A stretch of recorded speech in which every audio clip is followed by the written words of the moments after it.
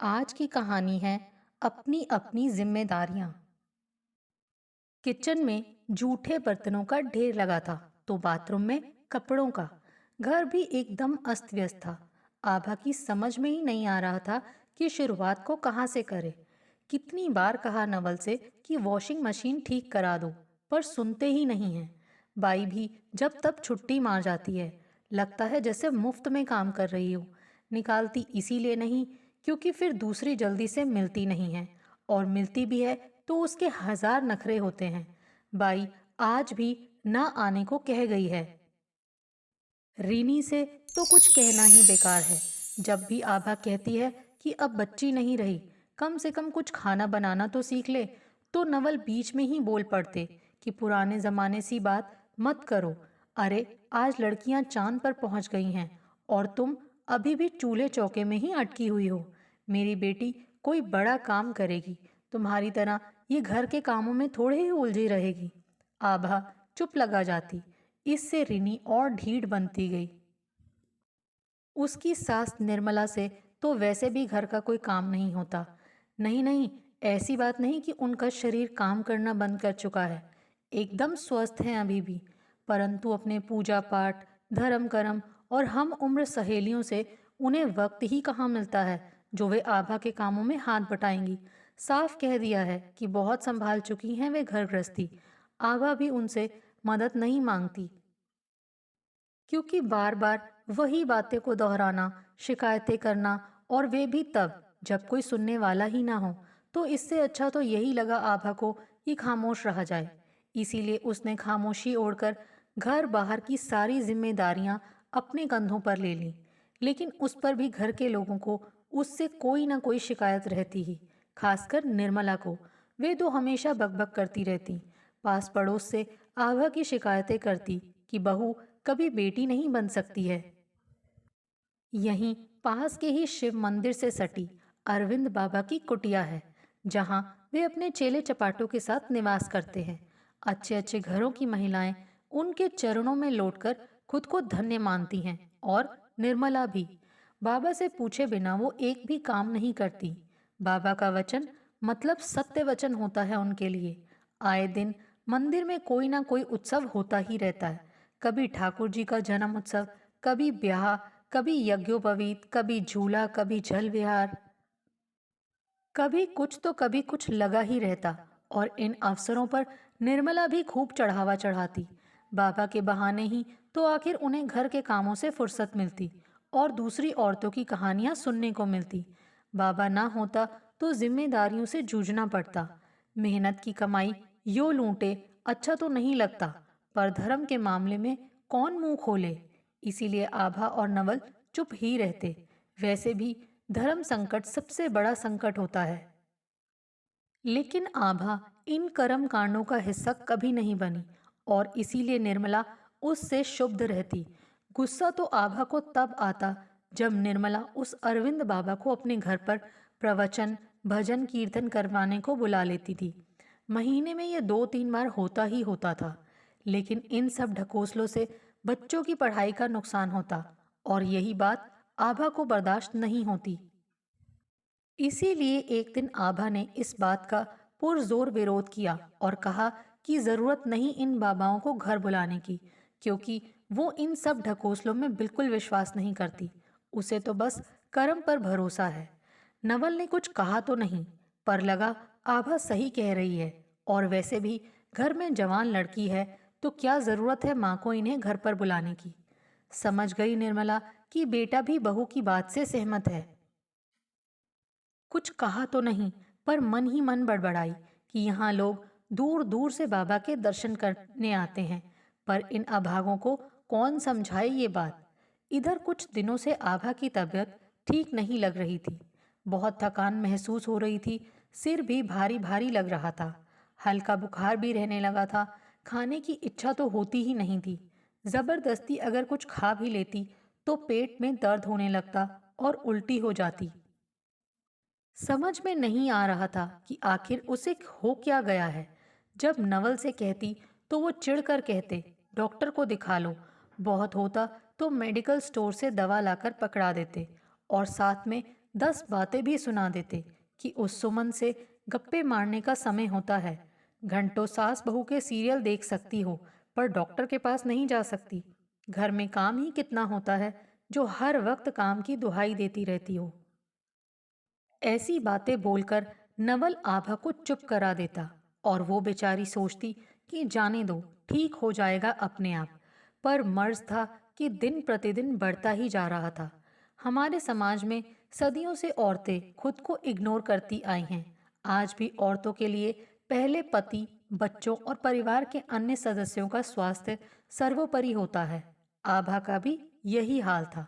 अगर घर में किसी को एक छींक भी आ जाए तो परेशान हो उठती थी, लेकिन अपनी परेशानी ठीक हो जाएगी सोचकर टाल जाती थी। उस दिन आभा का जी बहुत मिचला रहा था। सिर में दर्द तो इतना कि लग रहा था फट ही जाएगा। सोचा नवल ऑफिस जा ही रहे हैं तो उसे डॉक्टर के पास छोड़ देंगे और फिर वह दिखाकर वापस आ जाएगी। अतः बोली, सुनिए जी, आज सिर्फ मुझे अस्पताल छोड़ दीजिए, मैं डॉक्टर से दिखाकर वापस आ जाऊंगी। नवल, जो गाना गुनगुनाते हुए अपनी टाई ठीक कर रहा था, आभा की बात सुनते ही फूट पड़ा। पागल हो क्या? खुद मुझे देर हो रही है और तुम और देर करवाने की फिराक में लगी हो। जाओ ना, खुद दिखा लो डॉक्टर को। वैसे भी जब देखो कोई ना कोई बीमारी लगी ही रहती है तुम्हें। एक तो कमा कर खिलाओ और फिर ये सब लफड़े। नहीं होगा इतना मुझसे। भुनभुनाते हुए नवल ऑफिस निकल गया और आभा हैरान सी उसे जाते देखती रह गई। लगा सबकी सेवा करे तो ठीक, लेकिन अपने बारे में कुछ बोले तो कैसे नवल खिज उठते हैं। औरत की तो यही दशा है, सबके लिए सोचती है, लेकिन जब किसी को उसके लिए करना पड़ जाए तो वह उकताने लगता है। बेचारी आभा अपने दर्द को दरकिनार कर फिर घर के कामों में जुट गई। रात में आभा को बड़ी बेचैनी होने लगी। गर्म पानी के सेक से और बाम लगा लेने से पेट दर्द और सर दर्द तो कुछ ठीक हुआ, लेकिन सूखी खांसी बड़ी परेशान करने लगी। बुखार था सो अलग। कमजोरी से उठने का मन नहीं कर रहा था। लग रहा था कोई पानी पिला दे। इसीलिए नवल को उठाया, लेकिन कैसे? झल्लाते हुए उसने उसे पानी दिया, वही जानती है। बेचैनी के मारे फिर पूरी रात उसे नींद नहीं आई। सारा बदन दर्द के मारे टूट रहा था, मगर कहे तो किस से? सुबह किसी तरह उठ चाय नाश्ता बनाया। नवल को ऑफिस भेजकर किचन का बाकी काम अभी समेट ही रही थी कि एकदम से चक्कर आ गया और वहीं धड़ाम से गिर पड़ी। वह तो वक्त पर सुमन वहां पहुंच गई और उसे डॉक्टर के पास ले गई, वरना जाने क्या अनर्थ हो जाता। अस्पताल से ही रीनी ने पापा को फोन करके बताया कि माँ बेहोश हो गई हैं, जल्दी अस्पताल पहुंचे। नवल आनन फानन में वहां पहुंच गया। जांच कर डॉक्टर ने बताया कि आभा को हेपेटाइटिस बी हुआ है और उसे अस्पताल में भर्ती करना पड़ेगा। सुनकर तो जैसे नवल को चक्कर ही आ गया। लगा अब घर कैसे चलेगा? आभा इतनी बीमार है, इसकी उसे जरा भी परवाह नहीं। चिंता होने लगी कि घर कैसे चलेगा। रीनी को घर भेजकर वह आभा के पास ही रुक गया। सोचने लगा कि बैठे बिठाए ये कौन सी मुसीबत आन पड़ी। अब घर बाहर के काम कौन करेगा? आभा पर ही गुस्सा आने लगा कि उसे खुद पर ध्यान देती तो ये मुसीबत ना आती। अब क्या करेगा वो? घर, ऑफिस और अस्पताल के चक्कर में तो मर ही जाएगा। पहले वहां जाकर पैसे जमा कराइए। जब नर्स ने कहा तो नवल का ध्यान टूटा। लगा अब 4-6 हफ्तों का चक्कर तो लग ही गया, क्योंकि डॉक्टर कह रहा था कि इलाज में वक्त लगेगा। सोच सोच कर नवल का माथा घूम रहा था, जो आभा से छिपा न रह सका। वह समझ रही थी कि नवल पर कैसी मुसीबत आन पड़ी। घर बाहर सब कैसे मैनेज होगा? अगर जल्दी अस्पताल से छुट्टी मिल जाए तो अच्छा है। बेचारी को अब भी नवल की ही फिक्र हो रही थी और वह मन ही मन आभा को ही कोसे जा रहा था, जैसे उसने खुद बीमारी को बुलावा दिया हो। वह बेचारी तो खुद दर्द से तड़प रही थी, लेकिन फिर भी नवल का मुंह देखे जा रही थी। अब भी उसे घर की ही चिंता लगी थी कि वहां सब कैसे होगा। सुनिए जी, सुमन है मेरे पास, तो आप घर जाइए। वहां भी सब परेशान हो रहे होंगे। जल्दी ही ठीक हो जाऊंगी, आप चिंता मत कीजिए, दर्द से कहराते हुए आभा ने कहा। मगर नवल उसकी बातों पर ऐसे झल्ला उठा कि पूछो मत। मुंह बनाते हुए बोला, क्या चिंता ना करूं, अगर तुम खुद का ध्यान रखती तो आज ये दिन ना आता। मगर वह भूल गया कि एक वही है जो घर में सबका ध्यान रखती है। घर बाहर के कामों से लेकर सबकी छोटी बड़ी ज़रूरतों तक की जिम्मेदारी उसी की है, तो कहाँ बेचारी को समय मिलता है जो अपना ध्यान रखे। आबा के अस्पताल में रहने से हफ्ते भर में ही घर की हालत बिगड़ने लगी। इधर नवल ऑफिस और अस्पताल के चक्कर में पिस रहा था और उधर रिनी और निर्मला घर के कामों को लेकर उलझ पड़ती। सोनू भी अपनी मनमानी करने लगा था। आभा थी तो डांट डपट कर उसे पढ़ने बैठा दिया करती थी, लेकिन उसके ना रहने से वो एकदम लापरवाह हो गया था। दिन भर दोस्तों के साथ घूमता फिरता, जब पूछो तो सोनू घर पर नहीं है सुनने को मिलता और नवल का माथा गर्म हो जाता। लेकिन किसे किसे देखे वह। तभी सुमन आकर बोली कि उसका पति 14 दिनों के लिए ऑफिस के काम से बाहर जा रहा है, तो आज रात से वह आभा के पास रुक जाया करेगी। सुनकर नवल ने राहत की सांस ली, क्योंकि वह कई दिनों से ठीक से सो भी नहीं पा रहा था। लगा जिस सुमन को वह चुगलखोर औरत कहकर संबोधित कर रहा था, जिसे देखते ही उसे चिढ़ होने लगती थी, आज वही सुमन उसके काम आ रही है। एक वही थी जो आभा के पास जाकर बैठती थी जब नवल ऑफिस में होता था। आभा के लिए सुबह चाय नाश्ता, दोपहर का खाना ज्यादातर वही तो बनाकर ले जाती थी। अपनी करनी पर पछतावा कर मन ही मन वह सुमन का शुक्रगुजार होने लगा। नवल को अब आभा की चिंता सताने लगी थी, क्योंकि डॉक्टर कह रहा था कि अगर हेपेटाइटिस बीमारी लंबे समय तक रहे तो लीवर काम करना बंद कर सकता है या फिर कैंसर अथवा घाव हो सकते हैं। कहीं आभा को ऐसा कुछ हो गया तो बिस्तर पर पड़े पड़े ही वह सोचने लगा। चिंता के मारे उसे नींद नहीं आ रही थी। नवल जैसे ही अस्पताल पहुंचा तो आभा का मृत शरीर बेड पर पड़ा दिखा। दोनों बच्चे बिलख रहे थे। निर्मला भी एक कोने में दुबकी ये कह कहकर सिसक रही थी कि उसके मरने की उम्र नहीं थी। फिर आभा क्यों चली गई? उधर सुमन उसे धिक्कार रही थी कि वही आभा की मौत का जिम्मेदार है, उसी ने उसकी जान ली है। कहती रही तबीयत ठीक नहीं है, दिखा दो डॉक्टर को, पर नहीं दिखाया। लो देखो मर गई ना, मौज करो अब। तभी अचानक हवा का झोंका आया और खिड़की का पल्ला धड़ाम से बंद हुआ, तो नवल घबराकर उठकर बैठ गया। देखा वहां कोई नहीं था उसके सिवा। उफ, ये तो सपना था। अपने दिल पर हाथ रखकर नवल ने एक गहरी सांस ली और फिर आभा की याद सताने लगी। मन हुआ फोन कर ले, पर लगा नहीं, अस्पताल है।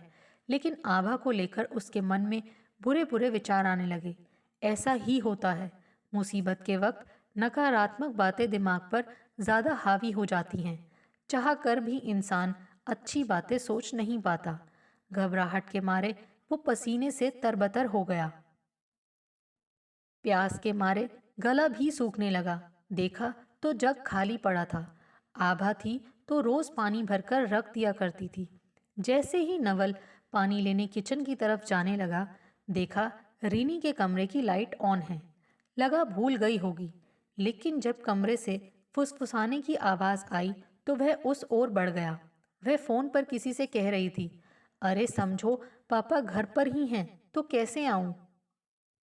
उधर से फिर उसने कुछ बोला तो रिनी कहने लगी, कहा ना नहीं आ सकती, अब फोन रखो कोई सुन लेगा। हाँ हाँ, कल देखती हूँ। रिनी, नवल जोर से चीखा। उसके हाथ से फोन खींचकर अभी कुछ बोलता कि तभी उधर से उसने फोन काट दिया। दोबारा फोन मिलाया पर स्विच ऑफ आने लगा। जाहिर सी बात थी, उसने अपना फोन स्विच ऑफ कर दिया था। लेकिन इतना तो पता चल गया नवल को कि रिनी किसी लड़के से बात कर रही थी। गुस्से से पापा को लाल होते देख रिनी डर के मारे थरथराने लगी। किससे बात कर रही थी? कौन था ये लड़का? नवल ने गुस्से में पूछा। कौन लड़का? कोई तो नहीं पापा। रिनी साफ झूठ बोल गई। चुप, झूठ मत बोल। अभी मैंने सुना तुम किसी लड़के से मिलने की बात कर रही थी, पर पापा घर पर हैं इसीलिए नहीं आ सकती। यही कहा ना तुमने उस लड़के से? बोलो कौन है वो? नवल चीखते हुए बोला। कोई तो नहीं था पापा, रिनी बोली। नवल ने एक जोर का चांटा रिनी के मुंह पर मारते हुए कहा, खबरदार जो आज के बाद बिना मेरे पूछे घर से बाहर कदम भी निकाला। नवल का गुस्सा देख रिनी सहम गई कि माँ ने तो समझाकर छोड़ दिया था, पर पापा तो जान ही ले लेंगे उसकी, क्योंकि नवल का गुस्सा वो अच्छी तरह जानती थी। अब नवल की नींद और उड़ गई। सोचने लगा, जवान लड़की है, अगर कदम बहक गए तो क्या होगा। सचेत तो किया था आभा ने कितनी बार, पर वही उसकी बात को आई गई कर दिया करता था।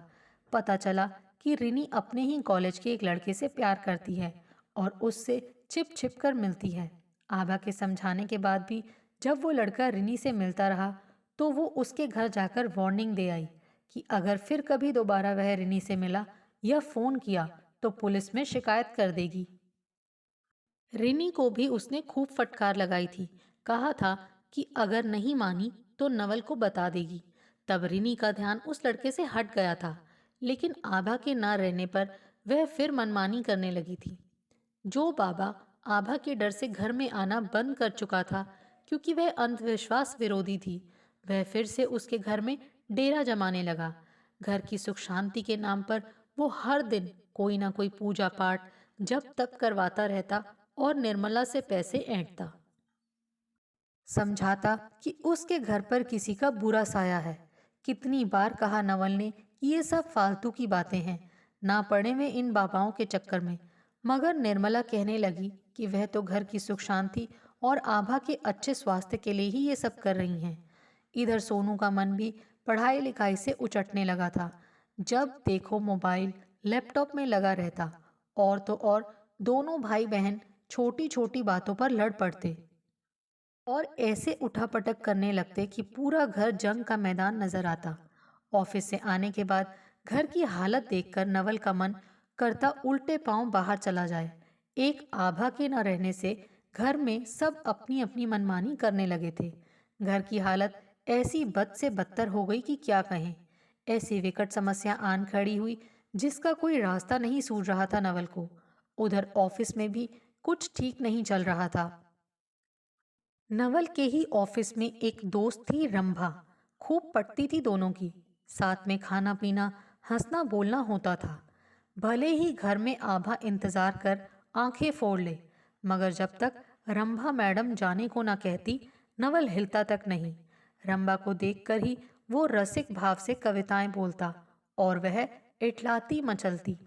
चुटकी लेते हुए दूसरे कुलीग कहते कि क्या भाभी जी को देखकर भी मन में कविताएं उत्पन्न होने लगती हैं नवल भाई।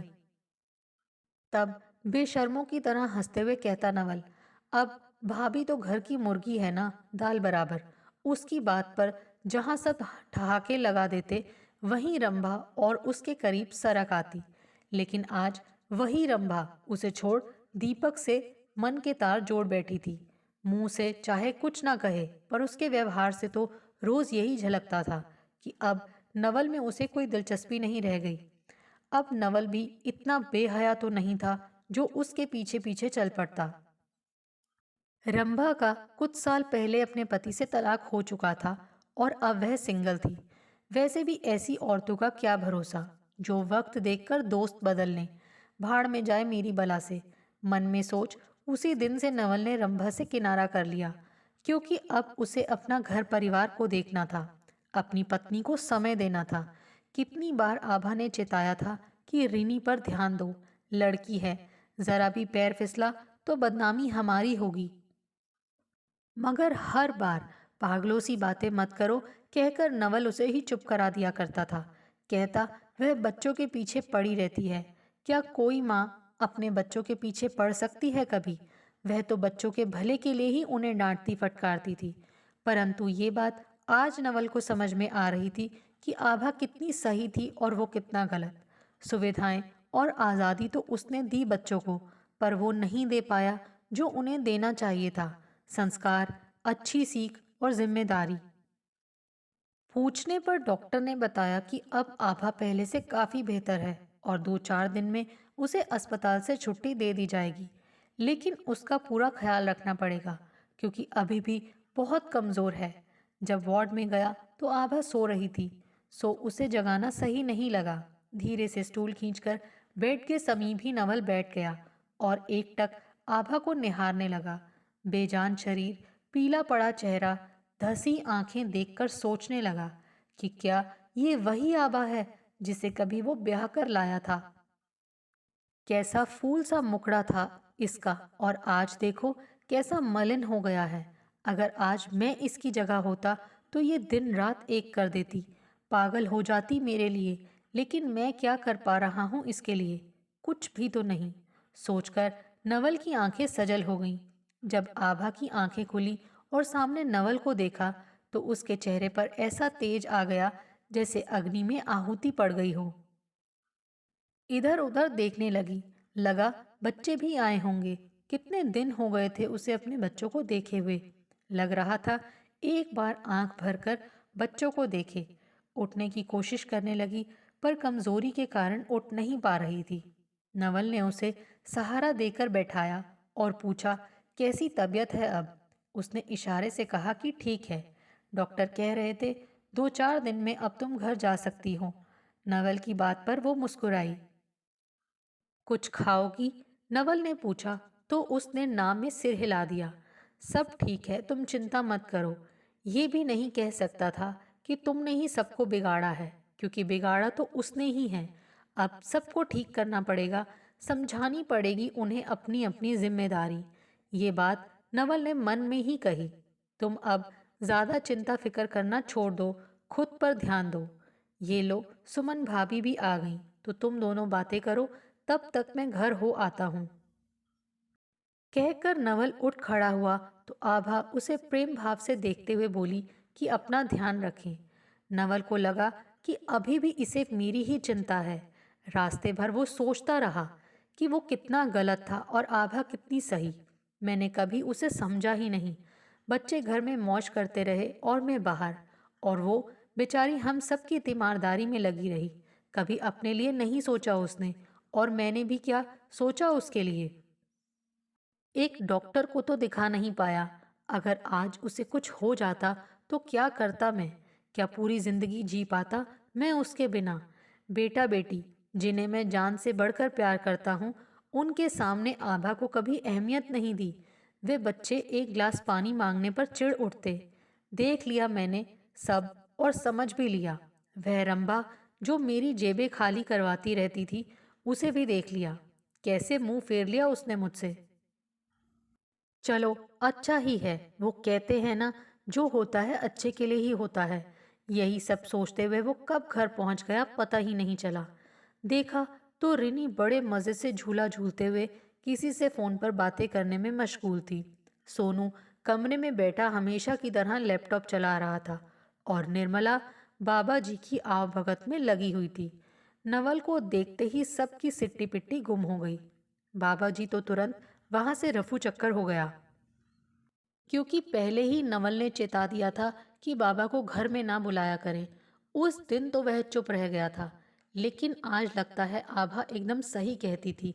ये ढोंगी बाबा लोगों को बहलाकर सिर्फ उनसे पैसे ऐंठते हैं और कुछ नहीं। बाबाओं के कारनामे सुन सुनकर तो अब उन पर से विश्वास ही उठ गया है।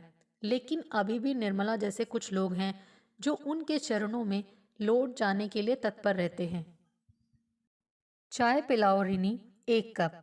झूले पर बैठते हुए एक बारगी नवल ने सबको देखा। निर्मला पूछने लगी, अब आभा कैसी है? ठीक है, डॉक्टर कह रहे थे 2-4 दिन में छुट्टी कर देंगे, लेकिन आप लोगों से कुछ बात करनी है मुझे। कहकर नवल ने सोनू और रिनी को भी आवाज देकर बुलाया। रिनी, आभा घर आ तो रही है, पर डॉक्टर ने अभी उसे आराम करने को कहा है। इसीलिए जब तक तुम्हारी माँ पूरी तरह स्वस्थ नहीं हो जाती, खाना तुम बनाओगी। खाना बनाने का नाम सुनते ही रिनी के हाथ पांव फूलने लगे। घबरा कर बोली, पर पापा, मैं कैसे? मुझे कहाँ कुछ बनाना आता है। नहीं नहीं, मुझसे ये सब नहीं होगा। वैसे भी माँ तो अब आ ही रही है ना। रिनी की बात पर नवल ऐसे गुर्राया कि वो सहम उठी। बोला, क्या वो हम सबकी नौकरानी है? मैंने कहा कि जब तक तुम्हारी माँ पूरी तरह स्वस्थ नहीं हो जाती, खाना तुम ही बनाओगी, ये बात तय है। और रही बात बनाना ना आने की, तो दादी से पूछो, यूट्यूब में देखो और बनाओ, कोई बहाना नहीं चलेगा। अब तुम बच्ची नहीं रही, कॉलेज में चली गई हो, कल को शादी भी होगी, तो क्या वहाँ भी तुम्हारी माँ तुम्हारे नखरे उठाने आएगी? समझ गई रिनी कि अब वह नहीं बचने वाली, काम तो करना ही पड़ेगा। इसीलिए सिर झुकाकर उसे नवल के फैसले को स्वीकार करना पड़ा। रिनी के बाद नवल ने सोनू को घूर कर देखा तो वो बेचारा डर के मारे अपने आप में ही सिकुड़ने लगा। कहा भी गया है, सामने वाले को पहले अपने हाव भाव से डराओ, ताकि उसकी आधी हिम्मत वैसे ही पस्त हो जाए जैसे कि सोनू की हो गई। क्यों? अगले महीने से तुम्हारी परीक्षा शुरू होने वाली है ना? तो क्या पढ़ाई तुम्हारा बाप करेगा? पढ़ाई छोड़कर दोस्तों के साथ चैटिंग करने में लगे रहते हो।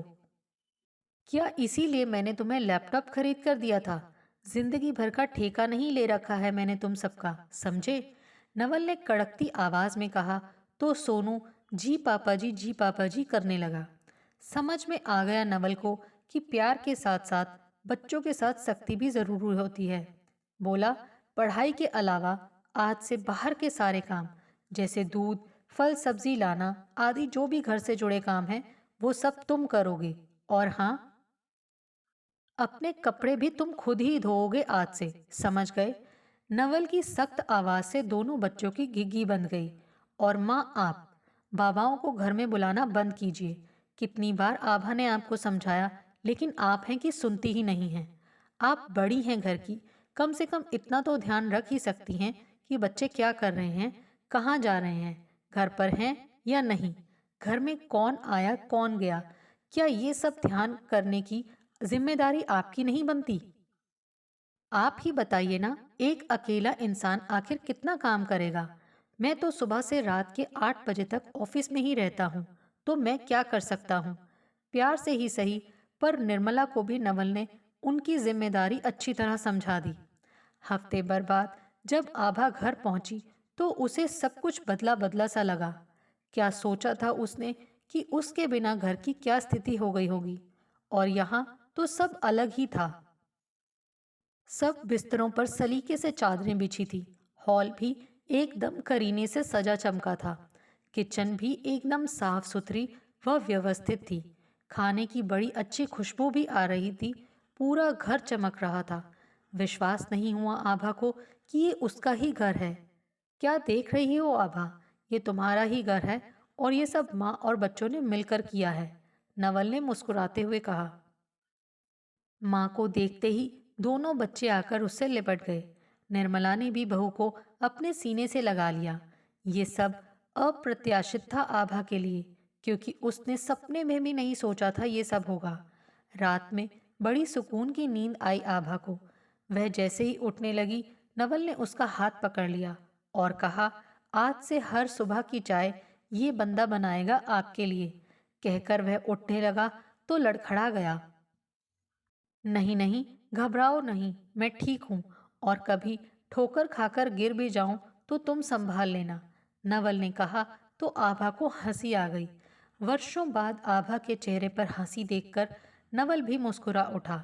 अब मैं तुम्हें कभी मुरझाने नहीं दूंगा आभा, बस आपका साथ रहे। औरत का सरोवर तो आदमी होता है।